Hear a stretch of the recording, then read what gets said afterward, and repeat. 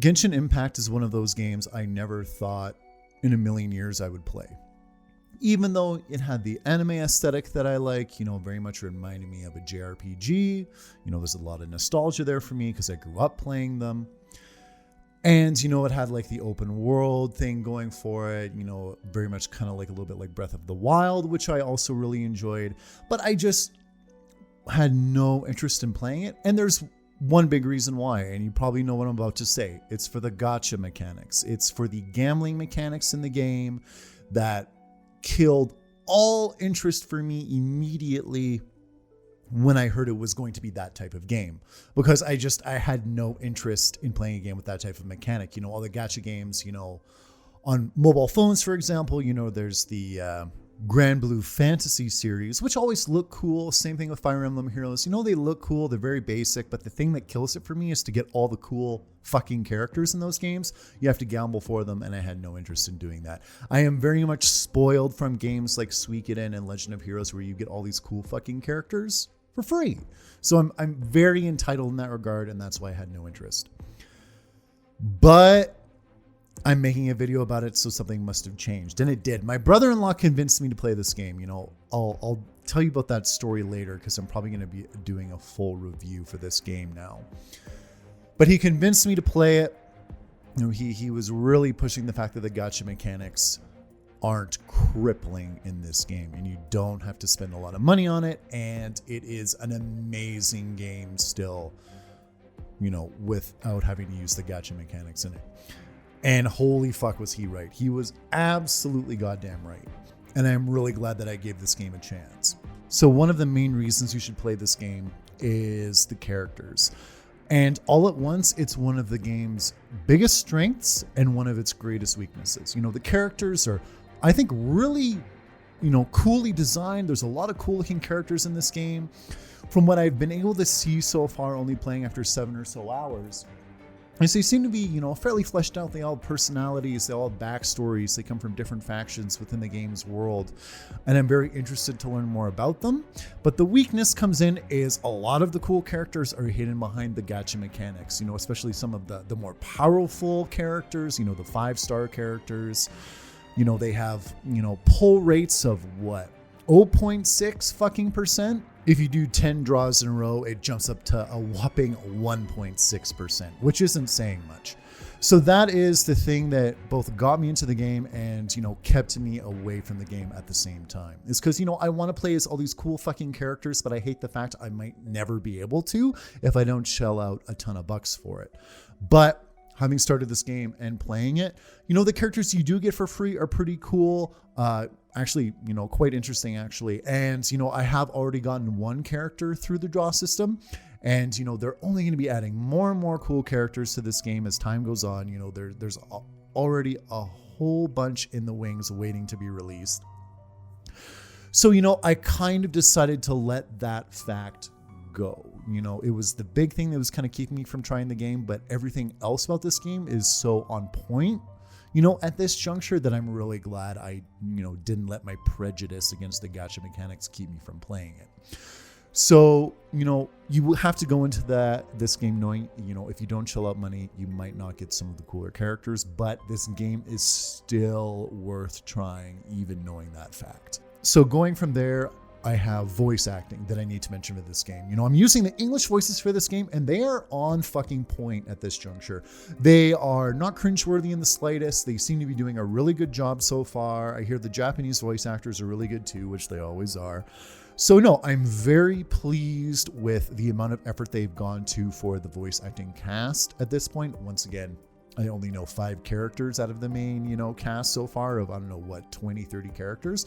But they've been doing a good job so far. And, it's just, it's pleasing to see quality English voice acting. And obviously I can't, not mention this. The graphics in this game, they look fucking great. I love cell shading in video games. I really do. This type of graphical art style, it's almost, I would say, timeless. It's never going to go out of style. It's always going to look good no matter how many years go by. And the animations for the game are really well done as well. The combat animations are really good. The running animations are really good.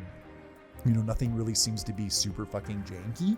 So, there's another indicator of quality there as well, along with the good voice acting we got, great animation work, great graphical work, the environments look really good, full of color, like very lush. And from a gameplay standpoint, there's always something around, the next bend in the road or, over the next hill. This game is very dense in terms of things to do, which is awesome for an open world. You don't want a vast, empty open world to explore because then it gets really fucking boring and tedious. So Genshin Impact does an awesome job with that as well. Music is one thing I really can't comment on too much at this point. I've heard some pleasant tracks in the game, but nothing really stands out and nothing is really bad. It's all just, pretty good so far, but once again, still so early. It remains to be seen, how the music pans out. So, it's not a pro, not a con. It's just kind of there.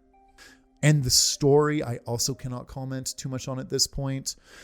It seems to be very much, the classic kind of, JRPG type of story at this point.